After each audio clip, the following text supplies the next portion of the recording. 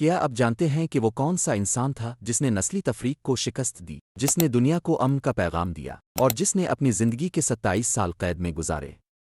وہ شخص تھا نیلسن منڈیلا، جس کا نام آج بھی آزادی، مساوات اور انسانیت کے لیے جدوجہد کا استعارہ ہے۔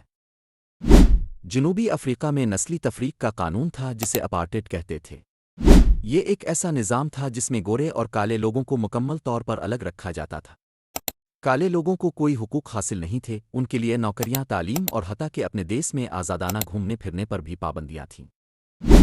نیلسن منڈیلا ایک وکیل، ایک انقلابی اور ایک لیڈر، جنوبی افریقہ کے ایک چھوٹے سے گاؤں میں پیدا ہوئے۔ ان کا پورا نام نیلسن رولیلاہا منڈیلا تھا۔ رولیلاہا کا مطلب ہے وہ جو مصیبت پیدا کرتا ہے، اور منڈیلا نے واقعی سامراجی حکومت کے لیے مصیبت پیدا کی۔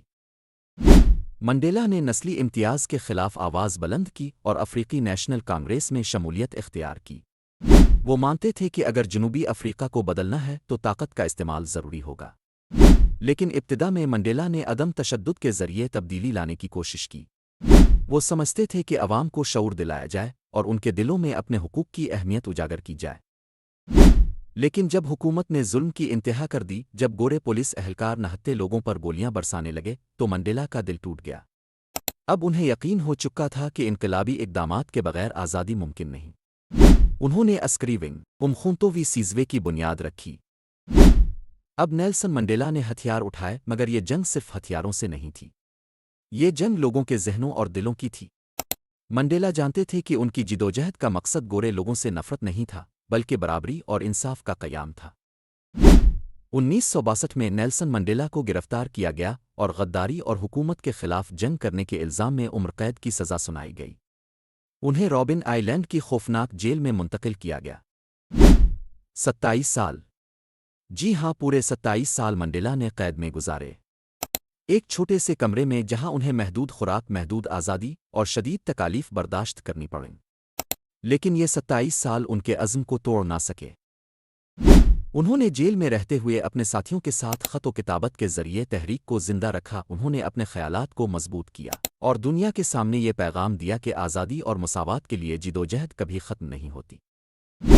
جنوبی افریقہ کے عوام جانتے تھے کہ منڈیلا ہی وہ شخص ہے جو انہیں نجات دلائے گا۔ لاکھوں لوگوں نے ان کی رہائی کا مطالبہ کیا اور دنیا بھر میں احتجاجی مظاہرے ہونے لگے۔ اور پھر 11 فروری 1990 کو نیلسن منڈیلا کو آخرکار رہا کر دیا گیا۔ جب وہ جیل سے باہر آئے تو ان کے چہرے پر مسکراہٹ تھی، لیکن ان کی آنکھوں میں وہی عزم تھا جو انہیں جیل میں لے گیا تھا۔ رہائی کے بعد انہوں نے فوری طور پر اپنے لوگوں کے حقوق کے لیے کام شروع کیا، لیکن ان کا پیغام ہمیشہ امن، محبت اور مفاہمت کا تھا۔ وہ کہتے تھے، اگر ہم نفرت کے ساتھ جواب دیں گے تو ہم انہی جیسے بن جائیں گے جن سے ہم نفرت کرتے ہیں۔ 1994 میں جنوبی افریقہ میں پہلی بار نسلی امتیاز کے بغیر انتخابات ہوئے اور نیلسن منڈیلا جنوبی افریقہ کے پہلے سیاہ فام صدر منتخب ہوئے۔ یہ ایک تاریخی لمحہ تھا، نہ صرف جنوبی افریقہ کے لیے بلکہ پوری دنیا کے لیے۔ منڈیلا نے اپنی صدارت کے دوران قومی مفاہمت کو فروغ دیا۔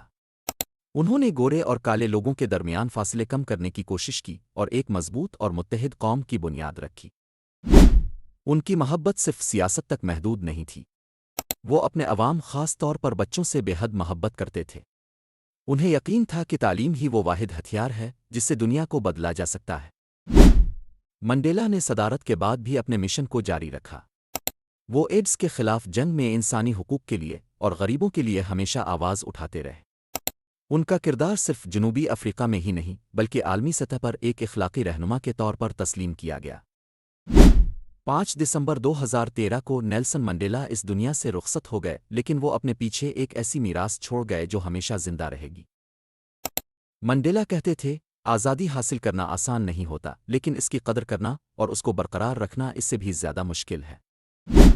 نیلسن منڈیلا ایک لیڈر، ایک جنگجو اور ایک انسان دوست تھے۔ ان کی زندگی ہمیں یہ سکھاتی ہے کہ ظلم کے سامنے جھکنا نہیں چاہیے، بلکہ امن، محبت اور انسانیت کے ساتھ مقابلہ کرنا چاہیے۔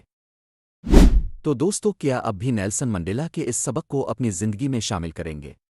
اگر آپ کو یہ ویڈیو پسند آئی ہو تو لائک کریں، شیئر کریں اور چینل کو سبسکرائب کریں تاکہ ہم آپ کے لیے ایسی ہی متاثر کن کہانیاں لے کر آ سکیں۔